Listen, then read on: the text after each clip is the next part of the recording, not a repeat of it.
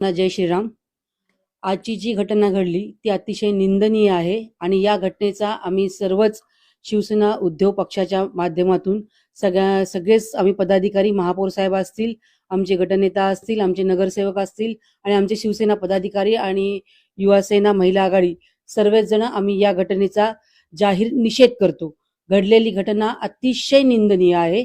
आणि आज आपण बघतोय की शिवसेना उद्धव बाळासाहेब पक्षाचा महापौर आज परभणी महानगरपालिकेवर पालिकेमध्ये आहे आणि हेच पोटसूळ मला वाटतं सत्ताधाऱ्यांना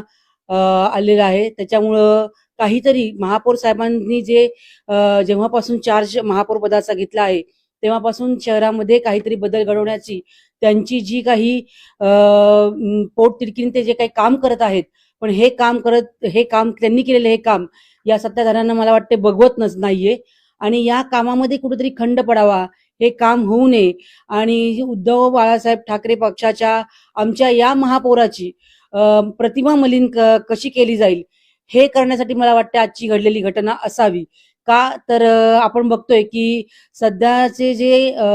महापालिकेतले काही अधिकारी आणि सत्ताधारी पक्ष यांनी मिळून केलेलं हे षडयंत्र आहे हे आम्ही निक्षून सांगतो। कारण महापौर साहेबांना याची कोणतीही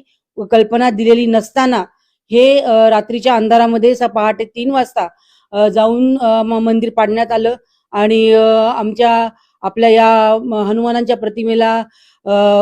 जप्त करण्यात आलं। ही अतिशय निंदनीय, अतिशय म्हणजे त्याला शब्द नाहीये इतकी निंदनीय घटना आहे आणि त्याचा आम्ही वारंवार जाहीर निषेध आमच्या सर्वांकडून करू की घडलेल्या घटनेची सखोल चौकशी